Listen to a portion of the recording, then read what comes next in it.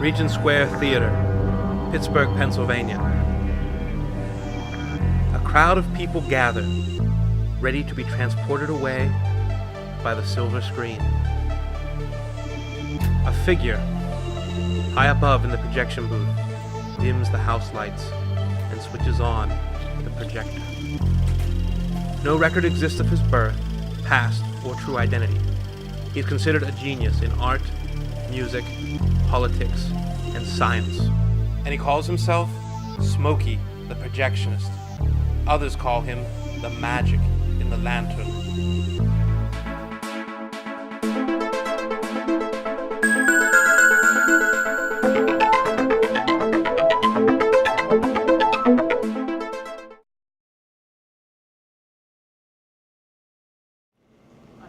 I didn't even hire Smokey myself. One of my assistant managers did. His name was on the schedule for probably a year or so before I even met the guy. Regent Square, downtown, Oakland, is always on time. He's on time. He's never early, never late. He doesn't have a car. But he's never asked for a ride home. I've never seen him walking home either. He just kind of, after a show, just disappears, like the light from a projector or like a wisp of smoke. It was my first time hosting Film Kitchen. I was up in the booth watching the audience file into their seats. I was nervous. I was really nervous. I was a lot younger back then. This was fall 2008. Into the booth walks a man. He's in a halo of smoke, and he turns and he says to me, "Don't worry, kid. It doesn't matter how much you mess up. As long as the movies are good, everyone's gonna have a good time." And I said, "Thanks, what's your name?" And he said, "I'm Smokey, the Projectionist." Smokey's the same age as me, 32. Smokey was a year ahead of me in art school. Yeah, I think Smokey went to high school with my mom. He fought in the Korean War. I saw his driver's license once, and I think, I'm not too good at math, but I think he's like in his 50s. I think he went to high school with my mom. I saw his passport once. He's 27. How old is Smokey? 27? 64? 2,000 years old? He speaks a dozen languages so fluently that when he orders films from foreign countries, he is accepted as a native. But where is he actually from? Portugal?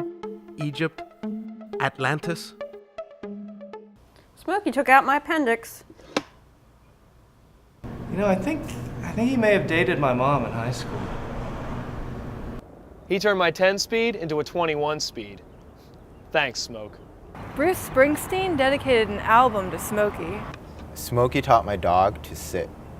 Smokey has never confirmed nor denied anything said about him. He either smiles or responds with cheerful evasiveness. He'll smoke just about anything. Cigars, cigarettes. Smokey is smoking. How did he get the name Smokey? Because I've never seen him smoke. I think my mom knew him in high school. You know, sometimes there's so much smoke up in the booth from all those cigars he's been smoking. It's a wonder the audience can even see the movie. He'll smoke a pipe. He smokes weird things all the time. He had these like green seed pods, and he handed me one. I don't know if I was buzzed or if it's smoke inhalation. Is there a difference?